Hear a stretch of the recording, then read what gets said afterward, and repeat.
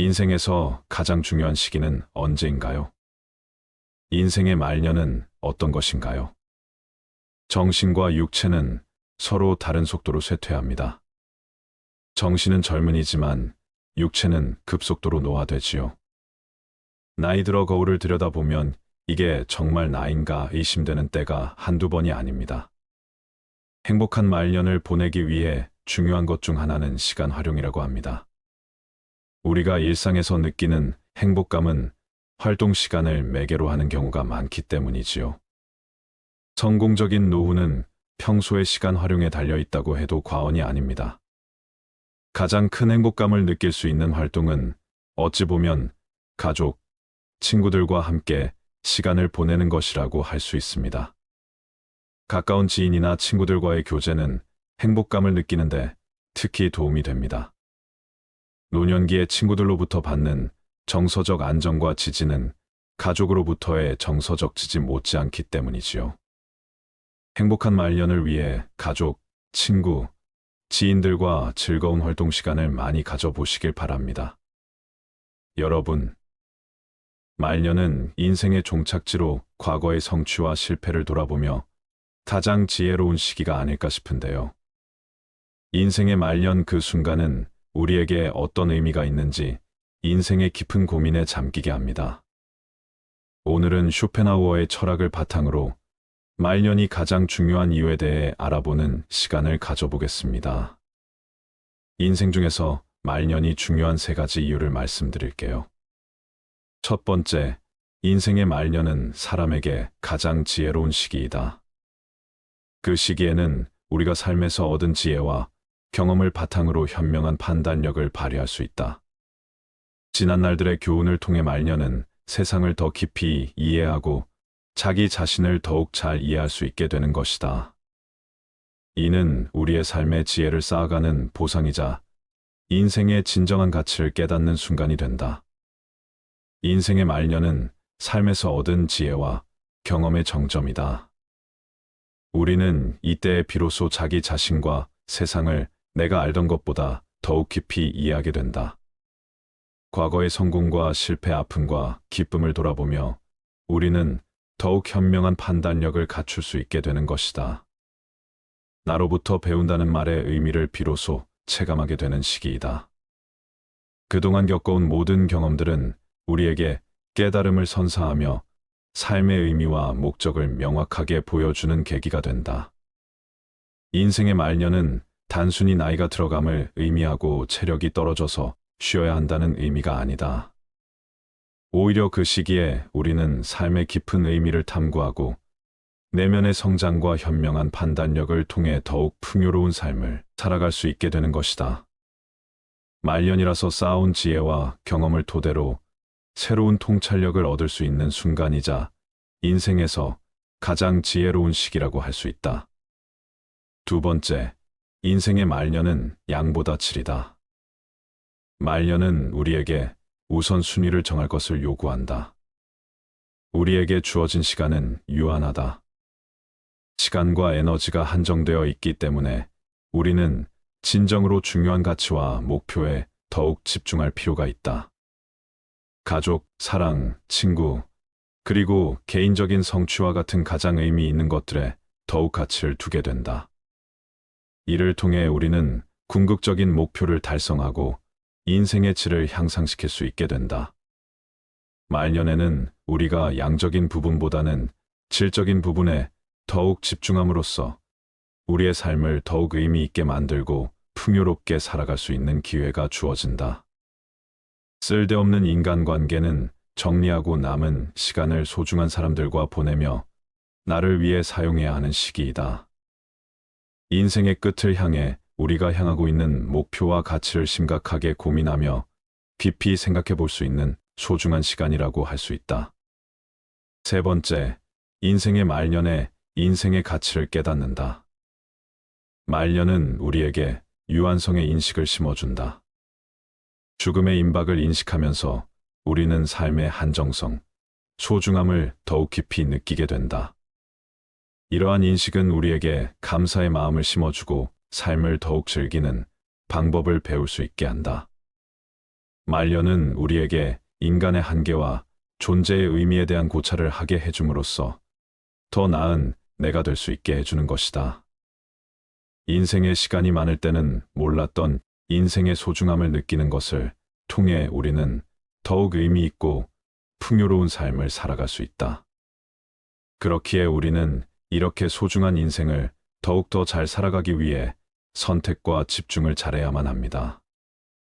나와 함께 있는 사람들은 나에게 영향을 끼친다라는 말이 있는데요. 말년의 소중한 삶을 위해 인간관계에서 반드시 잘라내야 하는 것 4가지에 대해 함께 알아보도록 하겠습니다. 첫째, 부정적인 영향을 잘라내라. 주변에는 부정적인 영향을 주는 사람들이 존재한다. 그들은 우리의 내면에서 긍정적인 빛을 희미하게 만든다. 우리는 자신의 복지와 평안을 위해 이들과의 인간관계를 제한하거나 끊어야 한다. 우리가 이들과의 연결을 끊음으로써 우리는 긍정적인 에너지와 영향을 품을 수 있는 사람들과 귀중한 시간을 함께 보낼 수 있다. 그들은 우리를 격려하고 지지하며 성장과 발전을 도와줄 것이다. 이는 진정한 행복과 만족을 찾기 위해 이들과 함께 걷는 길을 선택해야 한다. 우리의 에너지는 소중하고 우리의 기분은 소중하다. 그래서 우리는 자신을 지키고 부정적인 영향을 주는 사람들과의 인연을 끊는 용기를 가져야 한다. 둘째, 인간관계의 무의미함을 끊어내라. 인생은 짧고 우리의 시간과 에너지는 한정되어 있다. 그러나 일부 인간관계는 해가 되지 않더라도 서로에게 진정한 의미나 가치를 가져오지 못한다. 이러한 무의미한 상호작용은 우리의 삶을 허비하고 소중한 시간과 에너지를 낭비하는 결과를 초래할 수 있다. 우리는 진정한 의미를 부여하고 싶다면 이러한 무의미한 관계를 끊고 의미 있는 인간관계에 초점을 맞춰야 한다. 진정한 의미를 찾기 위해서는 자신의 삶에 진시한 가치를 부여해야 한다. 우리는 자아를 깊이 탐구하고 우리의 열망과 가치에 맞는 인간관계를 구축해야 한다. 쇼펜하우어는 의미 없는 존재는 삶을 부정하는 것과 같다고 말했다. 우리는 의미 있는 존재로서의 인간관계를 추구해야 한다. 그것이 우리에게 진정한 만족과 행복을 선사할 것이다. 무의미한 상호작용은 우리의 삶을 허비하고 우리의 내면에서 장애물이 될 수 있다. 우리는 용기를 내어 이러한 관계를 끊고 의미 있는 상호작용을 추구해야 한다. 우리의 시간과 에너지는 소중하다. 그러므로 우리는 진정한 의미와 가치를 가진 소중한 인간관계를 찾아가야 한다.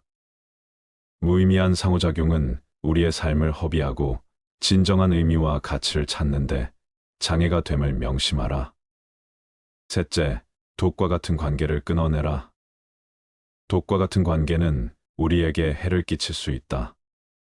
상대방과의 상호작용이 우리에게 해로운 영향을 미치거나 우리의 성장과 발전을 방해한다면 이러한 독이 된 관계를 끊는 것이 필수적이다. 우리는 자신의 복지와 성장을 위해 독이 된 관계에서 벗어나야 한다. 쇼펜하우어는 다른 사람과의 관계는 우리의 삶을 결정짓는다고 말했다. 우리는 자신의 삶을 향상시키기 위해 독이 된 관계를 피해야 한다. 이러한 관계는 우리의 에너지를 흡수하고 우리를 지치게 만든다. 우리는 자아를 보호하고 우리 자신의 가치를 인정받는 관계를 선택해야 한다. 독이 된 관계는 우리의 성장과 발전을 방해한다. 우리는 자신의 잠재력을 시연하기 위해 독이 된 관계에서 벗어나야 한다. 우리는 용기를 내어 이러한 관계를 끊고 자신의 가치를 인정받을 수 있는 관계로 나아가야 한다. 이를 통해 우리는 진정한 자유와 행복을 찾을 수 있을 것이다. 우리는 자신의 복지와 성장을 위해 아무리 친하고 정이 남아있다 해서 독이 된 관계를 질질 끌기보다는 과감하게 끊는 것이 필요하다. 인간 관계에서 가장 중요한 것은 상대방과의 관계가 우리의 내면을 어떻게 변화시키는가이다. 다른 무엇보다 이것이 가장 중요하다. 우리는 우리 자신을 위해 독이 된 관계를 끊고 우리의 내면을 풍요롭게 가꾸는 관계를 선택해야 한다. 우리는 독이 된 관계에서 벗어나고 자아를 보호하며 우리 자신에게 진정한 가치를 부여하는 관계를 추구해야 한다. 넷째, 존중 없는 사람들을 끊어내라. 존중하는 것은 그야말로 중대한 가치이다. 사람들은 서로 상처 주고 상처받지 않기 위해 예의와 존중을 만들어냈다. 그렇기에 상대방이 우리를 제대로 존중하지 않거나 우리의 가치와 경험을 경시한다. 이러한 관계를 유지하는 것은 건강하지 못할 수 있다. 우리는 상호 존중이 뒷받침되는 관계를 추구해야 하며 존중받지 못하는 관계에서는 건강한 경계를 설정해야 한다. 쇼펜하우어는 상호 존중은 인간 관계의 중심이라고 말했다. 우리는 상대방에게 존중받으며 우리 자신도 상대방을 존중하는 관계를 추구해야 한다. 상호 존중이 뒷받침되는 관계에서는 서로를 이해하고 받아들이며 서로의 가치와 경험을 존중한다. 상호 존중이 결여된 관계에서는 우리가 상처받고 지치게 된다. 우리는 건강한 관계를 유지하기 위해 존중받지 못하는 관계에서는 건강한 경계를 설정해야 한다. 우리는 용기를 내어 상대방에게 우리의 가치와 경험을 존중받을 권리가 있다고 말해야 한다. 우리는 존중받지 못하는 관계에서 벗어나야 한다. 상호 존중은 우리 자신의 존엄성을 지키는 것이다. 인간이라면 응당 지켜줘야 하는 일이지만 아쉽게도 인간 같지 않은 사람들로 인해 좀처럼 지켜지지 않는 일이 많다. 우리는 우리 자신을 위해 상호 존중이 결여된 관계에서 벗어나야 한다. 우리는 용기를 내어 상호 존중이 뒷받침되는 관계를 찾아가야 한다. 우리는 상호 존중이 뒷받침되는 관계를 추구해야 한다. 다음은 상호 존중이 되는 관계를 위해 지켜야 할 것에 대해 말씀드릴게요. 먼저 상대방을 존중하라. 상대방의 존엄성을 인정하는 것이야 말로 우리 자신의 존엄성을 지키는 길이다. 우리는 존중받고 인정받는 관계에서 자아를 보호하고 발전시킬 수 있다. 이를 통해 우리는 진정한 행복과 만족을 찾을 수 있기에 지금부터라도 존중하지 않는 사람과의 관계를 유지시키려고 애쓰지 마라. 아무한테나 친절하게 대하지 마라. 친절함이라는 것은 대체로 옳다. 친절한 태도로 먼저 대하게 되면 상대방의 태도도 대체로 친절해진다. 여기에는 조건이 있다. 상대방이 정상적인 사고를 가진 사람이어야 한다는 것이다. 나의 호의가 보통의 사람에게 전해진다면 기쁨으로 돌아올 수도 있지만 사람 같지도 않은 사람에게 전해지게 된다면 그들에게 무시당하고 그저 이용해 먹기 좋은 사람으로 보일 수 있다. 사람들에게 지나치고 관대하고 정이 많은 것은 장점이 아니다. 이렇게 행동하게 되면 상대방은 나를 얕잡아 보고 무례하게 행동하기 마련이다. 항상 내 선을 넘나들며 어디까지 선을 넘어도 되나를 계산하기 마련이다. 그렇기에 아무한테나 친절하게 대하기보다는 사람을 겪어보고 믿을 만한 사람에게만 친절한 태도로 대하라. 처음부터 모든 것을 퍼줄 필요가 전혀 없다. 만일 사람 같지 않은 사람이 있다면 과감하게 잘라버려라. 그런 사람에게 친절을 베풀어가며 친해지기보다는 나의 천성과 맞는 사람에게 더 많은 시간과 정성을 갖는 것이 차라리 이롭다는 것을 명심하라. 성공이라 함은 자신의 천성에 유리한 것은 적극적으로 취하고 천성에 어울리지 않는 것은 취하지 함으로써 만들어지는 법이다. 이렇게 행동한다 해서 다른 사람에게 매정한 사람으로 비춰질까 염려하며 전전긍긍하는 사람들이 있다. 하지만 인간의 본성은 원래 그러한 법이다.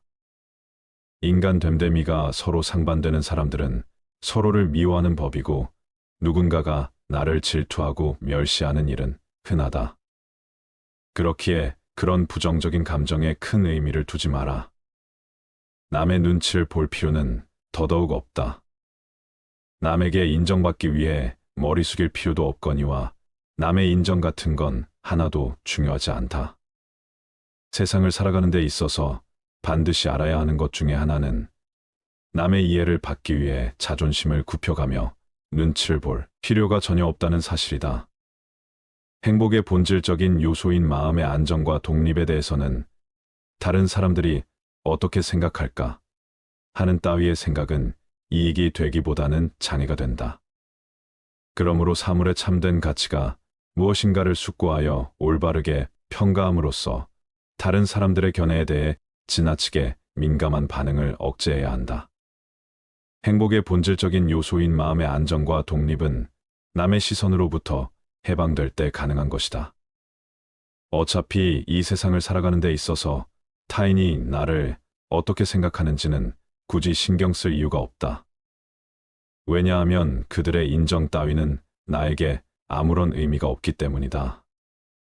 남의 시선을 의식하는 순간 타인의 의견에 다음이 흐려진다. 남의 말을 많이 들을수록 자신이 하고자 하는 말을 잊게 된다. 결국에는 자신이 무엇을 원하는지도 모르고 살아가게 된다. 남들이 하는 대로 따라가다 보면 자신이 원하는 삶은 살 수 없다. 그런 삶은 독립과는 거리가 멀다. 스스로 생각하고 혼자서 결정하는 독립된 삶은 진정한 자유인에게만 주어지는 선물과도 같다. 다른 사람들은 어떻게 생각할까 하는 고민은 행복한 삶을 위해 버려야 할 생각이다.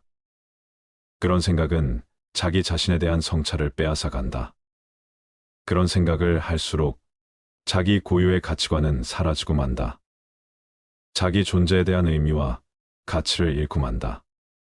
다른 사람들의 생각으로 채운 내면은 출구 없는 미궁과 같다. 마음속에 그런 미궁을 만드는 것은 자기 탓이다. 타인이 나를 이해하지 못하고 자신의 생각이 확고한 나머지 아무 가치가 없는 얘기로 나를 가르치더라도 반박하거나 분노하지 말고 그저 무시하라.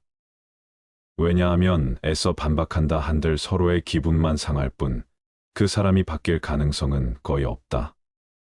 왜냐하면 사람의 성격은 어지간해서는 변하지 않는다.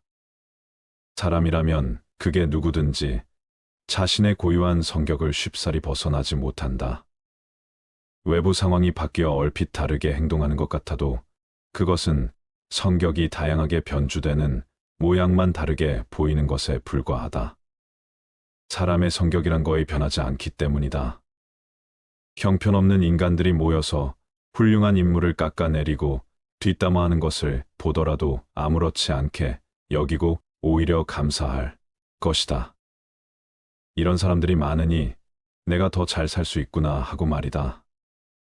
그렇게 되면 더 이상 타인에게 이해받기 위해 자존심을 굽혀 구걸할 필요가 없다.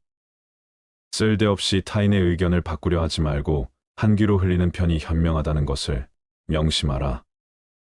모든 사람은 그 자신의 이해, 정도와 인식의 한계 내에서만 세상을 바라볼 뿐이다.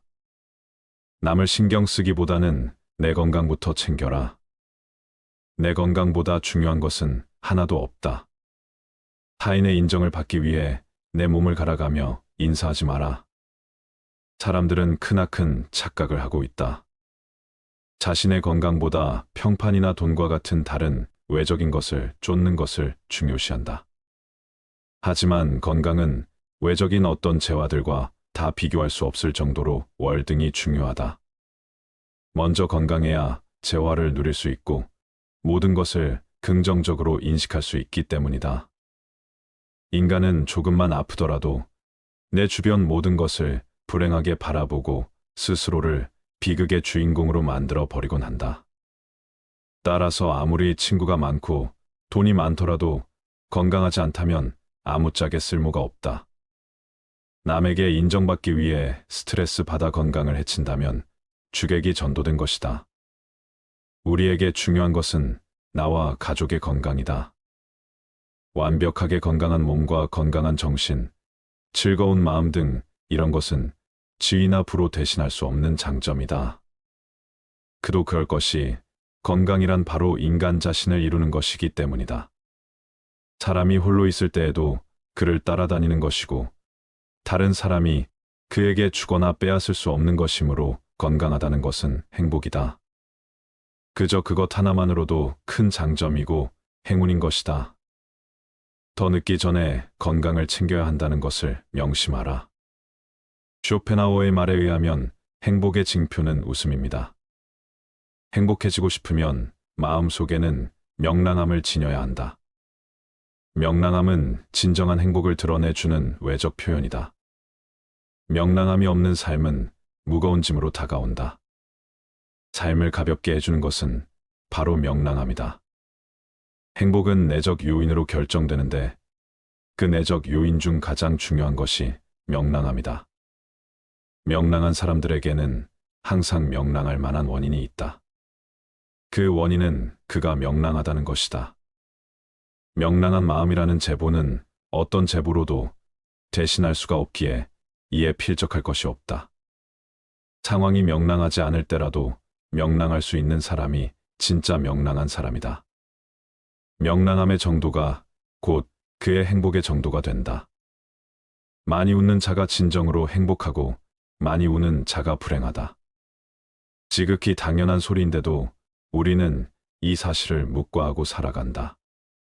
우울한 인간은 10가지 계획 중 9가지가 성공해도 9의 성공을 기뻐하지 않고 하나의 실패에 화를 내지만 명랑한 인간은 10가지 계획 중 1가지만 성공하고 9개는 실패해도 1가지 성공으로 마음을 달래 명랑한 기분이 된다. 앞서 말씀드렸듯이 행복의 본질적인 요소인 마음의 안정과 독립은 남의 시선으로부터 해방될 때 가능한 것이다. 남의 시선을 의식하는 순간 타인의 의견에 다음이 흐려진다. 남의 말을 많이 들을수록 자신이 하고자 하는 말을 잊게 된다. 결국에는 자신이 무엇을 원하는지도 모르고 살아가게 된다. 남들이 하는 대로 따라가다 보면 자신이 원하는 삶은 살 수 없다. 그런 삶은 독립과는 거리가 멀다. 스스로 생각하고 혼자서 결정하는 독립된 삶은 진정한 자유인에게만 주어지는 선물과도 같다. 다른 사람들은 어떻게 생각할까 하는 고민은 행복한 삶을 위해 버려야 할 생각이다. 그런 생각은 자기 자신에 대한 성찰을 빼앗아 간다. 그런 생각을 할수록 자기 고유의 가치관은 사라지고 만다. 자기 존재에 대한 의미와 가치를 잃고 만다. 다른 사람들의 생각으로 채운 내면은 출구 없는 미궁과 같다. 마음속에 그런 미궁을 만드는 것은 자기 탓이다. 은퇴 이후 가장 큰 문제 중 하나는 경제적 어려움이라고 합니다. 고정 수입이 줄어드는 탓에 생활고에 시달릴 수 있답니다. 젊은 나이에 저축을 하지 않으면 은퇴 이후 빈곤층으로 전락합니다. 여러분은 노후 준비를 어떻게 하고 있나요? 대다수 직장인은 은퇴 후 삶을 걱정하면서도 준비는 차일피일 미룹니다. 아직 은퇴까지 남은 시간이 많다며 강 건너 불구경하듯 하게 되지요. 막상 은퇴가 임박해 발등에 불이 떨어지면 할 수 있는 일이 그리 많지 않습니다. 손쓸 여력이 있을 때 일찌감치 시작해야 하지요. 그런데 수명이 길어진 만큼 노후 준비도 잘 되고 있는 걸까요? 나이가 들수록 소비 여력은 줄고 살림살이는 더욱 팍팍해지는 가운데 실제로 급속한 고령화 속도에 미처 대비하지 못한 고령층이 점차 늘어나고 있는 것으로 알려져 있습니다. 근심 걱정 없는 행복한 노후 준비를 위해서는 근본적으로 경제적 문제가 해결되어야 합니다. 퇴직을 한 이후에도 안정적으로 생활할 수 있는 생활비를 준비하는 것. 지금 우리가 소득을 벌어들이는 가장 중요한 이유 중 하나입니다. 그런데 노후 생활에 필요한 구체적인 비용을 알지 못하고 막연하게 준비한다면 시간이 지날수록 그 방향과 목적이 불안해질 수 있습니다. 40대와 50대를 지나 60대가 되면 수입이 더 낮아지는 것이 일반적인 가운데 통상적으로 나이가 들수록 소득 대비 소비의 비율은 높아집니다. 따라서 60세 이후 노후 준비를 위해서는 생애 소득이 높은 시점부터 준비를 계획적으로 해야 합니다. 어떻게 준비를 해야 은퇴 후 40년을 행복하게 지낼 수 있는 것일까요?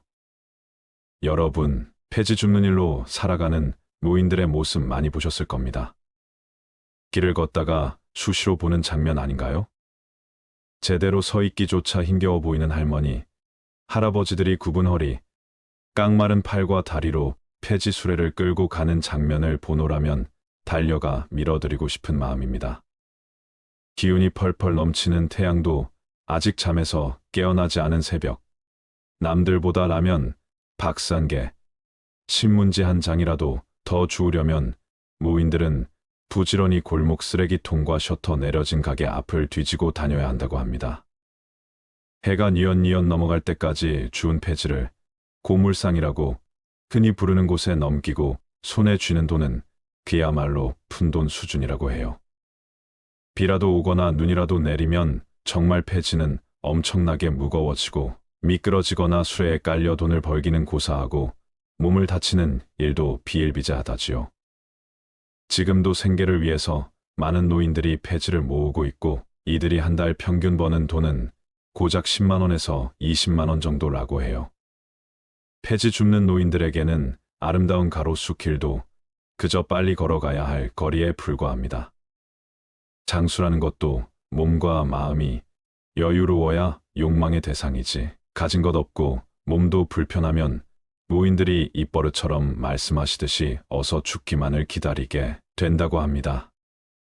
오늘은 몇 년 전 기사에 나온 어느 할머니, 할아버지의 실제 사연을 소개해드리고 노후 준비와 노년의 삶에 대한 성찰을 생각해보는 시간을 가졌으면 합니다. 먼저 불안정한 거주지에서 빈곤한 노후를 보내고 있는 80대 한 할머니의 사연입니다. 할머니는 불안정한 거주지에서 빈곤한 노후를 보내고 있다. 몇 년 전 혼자 작은 쪽방을 하나 구할 때도 보증금을 낼 돈이 없어 집주인을 설득해야 했다. 딸이 하나 있긴 한데 경제적으로 절 도와줄 형편이 못 돼요. 정부에서 나오는 약간의 보조금과 노인 기초연금에만 기대 살고 있는 할머니는 지원금에서 방세와 각종 요금 고지서를 내고 나면 손에 남는 돈이 별로 없었다고 말했다. 매달 생활비가 부족하다 보니 저녁은 밥과 우유로 해결하곤 했다. 할머니에게 노후 준비를 어떻게 했냐고 묻자. 하루 벌어 하루 먹고 살아야 하는데 노후를 어떻게 준비해요? 가구도 별로 없는 어느 작은 방에서 지내는 할머니의 답입니다. 할머니의 생활이 원래 이렇게 힘들었던 건 아니었다. 할머니는 젊었을 때 사립 유치원에서 교사로 일하며 매달 100만 원의 월급을 받았다고 했다. 그 시절을 기준으로 결코 적은 돈이 아니었다. 당시만 해도 여자들이 대학 교육을 받는 게 흔한 일이 아니었어요. 하지만 우리 아버지는 딸을 많이 밀어줬어요. 그러나 당시 한국의 다른 수많은 여성들과 마찬가지로 그도 결혼을 하면서 일을 그만두게 됐고 남편의 수입에 의존해 살아갔다. 하지만 몇 년이 채 지나지 않아 결혼 생활은 파탄났다. 갑자기 이혼을 하고 나니 정말 어떻게 해야 할지를 몰랐어요. 이혼 과정에서 집도 뺏겨서 살 곳도 없었거든요. 하지만 먹고 살기 위해선 뭐든 열심히 일해야 했죠. 하지만 혼자서 아이를 키우는 일은 쉽지 않았다. 제가 아이를 돌봐야 하니까 일을 줄일 수밖에 없었고, 그러니까 생각만큼 돈을 못 버는 거예요. 혼자서 육아를 병행해야 하다 보니 그가 구할 수 있는 일자리는 방과 후 수업 선생님 같은 시간제 일자리뿐이었다. 그리고 67세가 되던 해에 할머니에게 또 한 번의 시련이 찾아왔다. 심각한 뇌졸중으로 갑자기 쓰러진 것이다. 같이 일하던 동료가 제가 연락이 안 되니까 집으로 찾아왔었나 봐요. 그래서 제가 쓰러져 있던 걸 발견했죠. 저는 그날 아침에 출근하려고 화장하고 있던 기억밖에 없고 이후로는 아예 기억이 없어요. 그렇게 한동안 병원 신세를 지게 되며 일을 할 수 없었고 몸을 회복해 병원을 나설 때엔 할머니의 나이는 이미 70대에 접어든 나이였다. 그의 수중에는 제대로 된 저축 통장도 자신의 이름으로 된 연금도 없었다.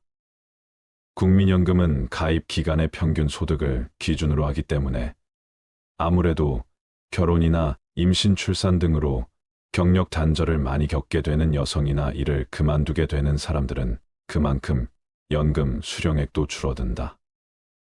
물론 할머니의 경우처럼 빈곤한 노인들을 위한 기초연금도 있다. 하지만 전반적인 노후 생활을 책임지기에 충분한 금액은 아니다. 말로 다 표현하기 힘든 시절을 겪어냈지만 그래도 이제 할머니에겐 비바람을 막아줄 최소한의 공간은 생겼다. 지자체의 도움으로 정부 지원을 받는 주택에 입주하게 된 것이다. 정부가 보증금을 일정액 빌려주고 한 달 월세는 몇만 원 정도만 내면 된다고 했다. 비록 2년마다 주택 계약을 다시 해야 하지만 할머니는 다행히 2년 연장을 할 수 있게 돼 한시름을 놨다고 했다. 이렇게 주거 문제는 다소 해결이 되었다고는 하나 빈곤 문제는 여전히 해결되기 어렵다. 다음은 70대 할아버지의 사연입니다. 베이비붐 세대인 70대 한 할아버지는 10여 년 전 직장을 떠난 후 지금은 서울 쪽방촌에서 혼자 살고 있다. 할아버지가 노후 준비로 생각했던 작은 아파트와 퇴직금은 불행히도 아들의 사업 실패로 인한 빚 때문에 전부 사라졌다. 아내마저 암으로 세상을 떠나 홀로 된 할아버지는 매달 70여만 원의 국민연금과 기초연금 30여만 원으로 근근히 생활하고 있다. 작은 일자리나마 구하기 위해 매일같이 주민센터를 찾는 할아버지는 빈곤한 노후 생활로 인한 스트레스와 고독감, 상실감 때문에 몸과 마음이 모두 피폐해진 상황으로 하루하루를 살아가고 있다. 다음은 한때 노숙 생활을 한 적이 있는 60대 할머니의 사연이다. 서울역 화장실 바닥에서 잠을 자야 했을 때 그때가 제 인생에서 가장 비참했던 시간이었어요. 60대 할머니는 노숙 생활을 하면서 각종 범죄의 표적이 되는 게 일상이었다고 말했다.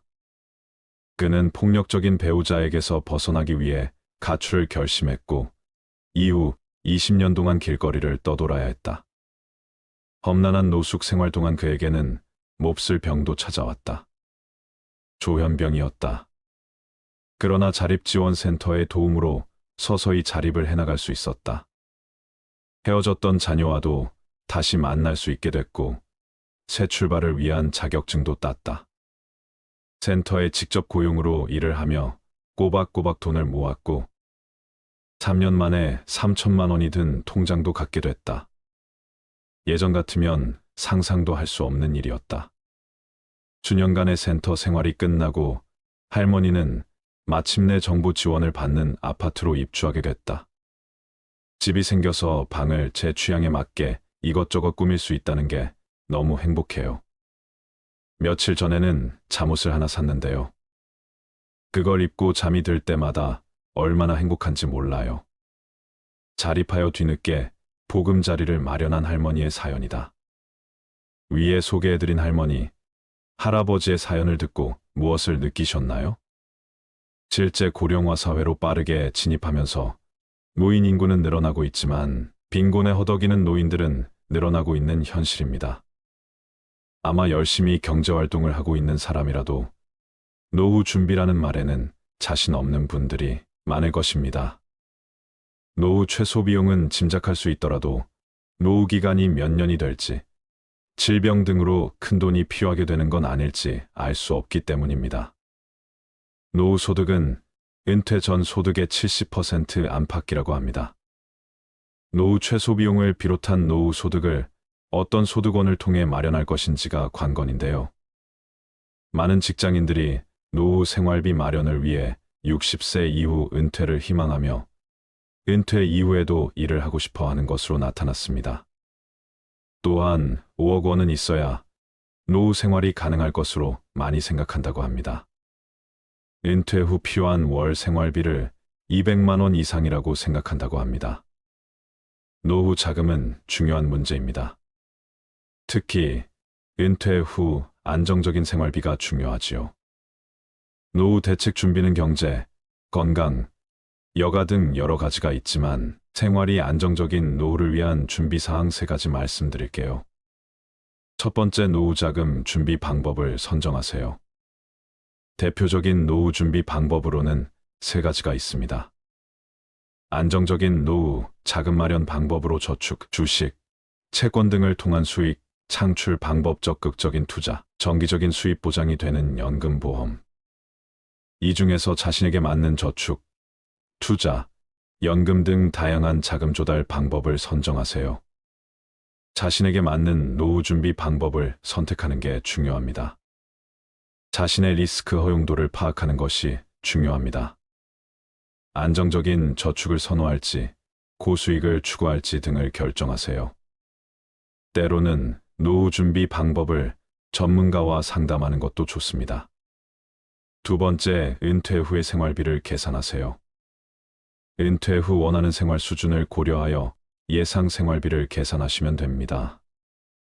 은퇴 후 생활비는 현재 생활 수준, 건강 상태, 여가 활동 계획 등에 따라 달라지겠지요. 은퇴 후 생활비의 중요성은 아무리 강조해도 지나치지 않습니다. 충분한 생활비는 금전적 안정감을 제공합니다. 안정적인 생활비 확보는 자유로운 노후 생활을 가능케 합니다. 여가 활동이나 여행 등 원하는 활동을 자유롭게 즐길 수 있지요. 세 번째, 노후 비상자금을 확보하세요. 은퇴 후 예기치 않은 상황에 대비하기 위한 비상자금 꼭 준비하세요. 은퇴 후에는 건강 문제, 자녀 문제 등으로 언제 어떤 문제가 발생할지 모릅니다. 이럴 때를 대비해서 꼭 비상금을 확보해 두세요. 노후 준비는 개인의 상황과 목표에 따라 다양한 방법으로 진행할 수 있습니다. 시작 나이는 일찍 정하는 것이 좋습니다. 노후 준비 방법은 자신의 상황에 맞게 선택하며 은퇴 생활비는 신중하게 계획해야 합니다. 퇴직을 한 이후에도 안정적으로 생활할 수 있는 생활비를 준비하는 것, 지금 우리가 소득을 벌어들이는 가장 중요한 이유 중 하나입니다. 평균 수명의 증가와 함께 노후의 기간이 길어지면서 노후에도 안정적으로 생활할 수 있는 준비가 절실해지고 있는데요. 이러한 배경 속에서 노후 준비는 단순한 선택이 아닌 필수가 되었으며 이를 위한 체계적인 계획과 실행이 요구됩니다. 과거의 금융 환경을 되돌아보면 높은 예금, 금리와 안정적인 경제 성장률로 인해 노후 준비에 큰 어려움을 느끼지 않았습니다. 하지만 금융시장의 변동성 증가와 글로벌 경제의 불안정성, 그리고 금리의 하락 등 현재의 환경은 노후 자금을 준비하기에 많은 도전을 안겨주고 있습니다. 오늘은 노후의 자산 관리에 대하여 말씀드리겠습니다. 저성장, 저금리, 고령화와 변화된 환경 속에서 노후 자산을 성공적으로 운용하고 평안한 노후를 준비하려면 지금까지 익숙했던 것과 다른 노후 자산 관리 원칙이 필요합니다. 첫째, 노후 자산은 질병사고, 등으로 인한 경제적 손실로부터 보호되어야 합니다. 질병 및 사고는 노후 자산의 형성을 막고 소진을 앞당기는 원인으로 작용하므로 보장성 보험 등을 통해 철저하게 대비해야 합니다. 둘째, 노후 자산은 장기적인 관점에서 우량 자산에 투자해야 합니다. 노후 자산은 장기간 운용해야 하므로 사회경제적 트렌드의 변화에 맞는 우량 자산을 선별하여 투자해야 합니다. 셋째, 노후 자산은 안정성에 초점을 두고 다양한 자산에 투자해야 합니다. 집중 투자에 따른 손실은 장기 투자로도 회복하지 못할 수 있습니다. 자산 운용의 안정성을 위해서는 노후 자산을 철저하게 분산해야 합니다. 넷째, 노후 자산은 자신에게 맞는 자금 계획을 세우고 그에 맞게 자산을 운용해야 합니다. 길어진 수명과 낮아진 금리는 노후 자산 관리에 있어서 새로운 생각을 요구합니다. 자산 규모보다는 현금 흐름을 중시하는 관점을 가져야 하며 자신에게 맞는 인출 계획을 세우고 적립 시기부터 그에 맞게 노후 자산을 운용해야 합니다. 여러분께서는 노후 자금으로 평생 1억 원 정도를 모았다고 가정했을 때 과연 이 1억 원을 어떻게 하시겠습니까? 첫 번째, 1억 원을 그대로 보험회사 즉 연금으로 맡겨서 매달 50만 원씩 연 600만 원을 받는다. 두 번째, 1억 원으로 지방의 부동산에 투자하여 저렴한 빌라나 아파트를 사서 매달 3,040만 원씩 월세를 받는다. 세 번째, 안전하게 은행에 예금해 놓는다. 네 번째, 1억 원으로 은행 우량주를 사서 매달 배당금을 30만 원씩 받는다. 여러분은 이 중 어떤 선택을 하시겠습니까? 한 번의 경우 매달 50만 원씩이라는 작지 않은 생활비를 받기는 하지만 1억이라는 돈은 소득이나 투자 없이 계속 쓰기만 한다면 정확히 5년 안에 모두 소진될 수 있다는 단점이 있습니다. 두 번의 경우 고령화 저출산으로 점점 경제활동 인구들은 핵심 도시로 모여든다는데 만약 그런 현상이 발생하면 오히려 지방은 수요자를 찾지 못해 오랫동안 공실로 비워둘 가능성이 있고 자칫하면 자산 가치를 크게 까먹을 수 있는 상황이 발생할 수도 있기 때문에 지방 아파트 임대소득으로 노후 생활을 하겠다는 것은 어느 정도의 위험성을 가지고 있다고 볼 수 있습니다. 세 번의 경우 가장 안전하며 원금을 지킬 수 있다는 장점은 있지만 요즘 같은 저금리 시대에는 1년을 은행에 놔둬도 1억, 3년을 놔둬도 이자가 거의 없다는 단점이 있습니다. 네 번의 경우는 노후 자금으로 저가주 중심의 리스크가 큰 주식을 사는 것이 아니라 우량주 중심의 투자를 해서 그 회사의 주주가 되어 정해진 수익에 대한 배당을 받는 것을 이야기합니다. 단 우량주를 사면 당장은 주식이 얼마 주지 않을 수도 있지만 이때 중요한 것은 주식을 사서 무조건 올라야 한다는 개념보다는 매달 매년 얼마의 현금, 즉 배당금을 받을 수 있는가에 초점을 맞추는 것입니다. 예를 들면 은행주 중에는 5%의 배당금을 받을 수 있는 것들도 있습니다. 은행에 예금으로 넣어두면 1% 이자를 받지만 은행의 주주가 되면 5%의 배당금을 받게 되는 것이죠. 그렇다면 도대체 노후의 자산 관리는 어떻게 하는 것이 현명한 선택일까요? 우리가 노후의 자산을 관리하는 방법은 다양하지만 노후 은퇴자분들이 가장 꿈꾸는 재정관리의 원칙은 돈이 줄어들지 않는 것입니다. 요즘 은행 이자가 많아도 2에서 3%대인데 우리가 원금은 지키면서 연 5%만 받을 수 있어도 은행 이자의 2배가 되는 것이죠. 자산은 크게 부동산 자산과 금융자산, 보험자산, 기타 자산으로 나눌 수 있습니다. 부동산 자산의 경우 주거용 부동산, 상업용 부동산, 토지와 임야와 같은 대지가 있으며 금융자산은 주식펀드, 예금, 현금성 자산이라고 보시면 됩니다. 보험자산은 보장성 보험이나 저축성 보험, 투자성 보험이며 마지막으로 기타 자산은 회원권이나 차량 고가의 미술품 등입니다. 자산은 나이에 따라 보유해야 하는 자산의 비율이 다른데요. 30대라면 이제 막 집을 구매하거나 전세를 얻을 확률이 크기 때문에 부동산 자산이 가장 큰 비중이고 금융보험 자산은 상대적으로 낮을 겁니다. 그러나 점점 꾸준한 저축을 통해서 금융보험 자산을 늘려갈 필요가 있습니다. 60세에는 부동산 자산보다는 금융보험 자산이 많아야 하는데 그렇지 않다면 하우스푸어가 되는 것이죠. 또 우리가 주식형 자산이라고 하면 주식 직접 투자도 있고 주식을 기초 자산으로 하는 에트나 펀드 같은 것들은 더 높은 기대의 수익을 바랄 수는 있지만 반대로 위험성도 있기 때문에 손해볼 확률도 그만큼 높습니다. 그래서 자산 금액에 따라 다르지만 노후를 안정적으로 관리하면서 내 자산에서 월 5% 정도 수익이 생기고 그 돈으로만 생활할 수 있다면 최소한 내 돈을 지킬 수 있다는 생각을 하기 때문에 그런 점에서 노후의 가장 중요한 개발자가 바로 분산 투자입니다.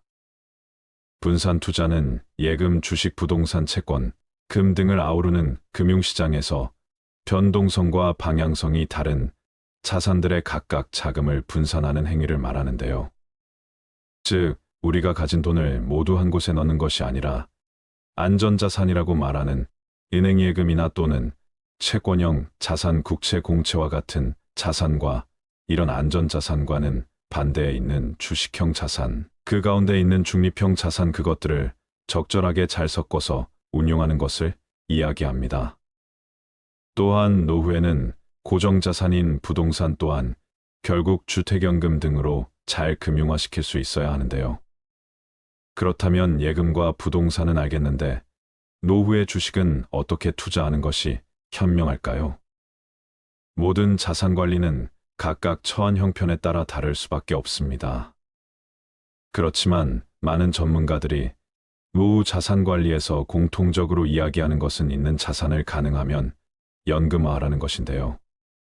목돈을 가지고 있는 사람보다는 목돈을 연금화시킬 수 있다면 그것이 노후에는 훨씬 안정적이라고 이야기하고 있습니다. 우리가 노후에 목돈을 가지고 있으면 든든한 마음보다는 왠지 불편한 마음이 드는데요. 이 돈을 어떻게 관리해야 할까부터 심지어 목돈이 있다는 것을 자식이나 주변 지인들이 알기라도 하면 이런저런 이유로 빌려달라고 하기도 합니다. 참 불편하기가 이로 말할 수 없습니다. 따라서 전문가들의 의견처럼 목돈을 그저 은행에 넣어두는 것보다는 연금화시키는 것이 좋은데 이 연금에서 남는 돈은 또 재테크를 할 수도 있습니다. 재테크라는 것은 거창한 것이 아니라 일정 금액으로 주식이나 펀드에 월 적립 투자하는 것이 가장 안전한데요. 우리가 보험을 한번 가입하면 짧게는 10년에서 20년, 30년 정도 납입을 하게 됩니다. 그렇게 20년 이상 꾸준히 납입을 완료하는 시니어분들도 계시죠. 그런데 우리가 주식이나 펀드 같은 투자는 3년 이상 하시는 분들이 많이 없습니다. 그러나 시니어분들의 경우 적은 금액이라도 10년 이상 주식이나 펀드를 보험처럼 오시는 것을 추천드리고 싶은데요. 우리가 지난 30년 동안 돌이켜 생각해보면 전 세계에 다양한 일들이 많았습니다. 전쟁도 있었고 우리나라에 인프도 있었으며 최근 몇 년 동안은 코로나 등 무수히 많은 일들이 있었습니다. 그런 상황 속에서 주식이 바닥으로 떨어질 때도 분명 있었지만 나중에 보면 결국 더 많이 올랐습니다. 이것은 자본주의가 계속 성장하기 때문에 큰 금액이 아니더라도 일정 금액을 보험료 내든 매월 꼬박꼬박 적립하는 것이 생각보다 많은 수익률을 줄 수 있다는 것입니다. 우리가 노후의 투자를 통해서 많은 돈을 벌어들이겠다는 것은 너무나 위험한 생각일 수 있습니다. 물론 부동산이나 주식 투자를 통해 성공하신 분들도 많지만 사실 사회적으로 그런 분들은 극소수입니다. 평범한 사람이 투자에 성공하는 것은 결코 쉬운 일이 아니기 때문에 노후에 너무 큰 리스크를 감수하는 것은 자칫 위험할 수 있습니다. 따라서 결론적으로 노후에 1억 원이 있다면 어느 한 곳에 몰아서 놔두시는 것보다는 예금과 부동산 주식 등을 안전하게 분산 투자하시는 것이 좋습니다. 주식은 적은 금액이라도 보험처럼 꾸준히 사 모으시는 것이 제일 중요하고 특히 매달 연금식으로 받을 수 있는 배당금이 나오는 주식이나 펀드를 활용해 보시면 좋을 것 같습니다. 마지막으로 국민연금, 퇴직연금, 개인연금 같은 연금의 준비는 노후 파산을 막기 위해 반드시 필요한 안전망이라는 것도 꼭 기억하세요. 은퇴 후 자산관리에서 가장 중요한 부분은 노후 생활비를 충족할 만큼의 노후 소득, 즉 현금 흐름을 꾸준히 발생시키는 것입니다. 연금소득, 금융소득, 근로소득, 부동산 소득 등 다양한 소득을 활용해 개개인의 상황에 맞는 노후 소득을 만들어간다면 여유로운 노후가 가능할 것입니다. 또 한 가지 당부드리고 싶은 것은 노후에도 돈 관리와 관련된 공부는 지속적으로 하시는 것이 좋습니다. 그 이유는 안타깝게도 우리가 많이 의지하게 되는 은행이나 보험사, 증권사와 같은 금융기관들은 소비자의 이익이 자신의 급여와 본질적으로 상관이 없기 때문에 본인에게 이득이 되는 방향으로 추천해 주는 경우가 많습니다.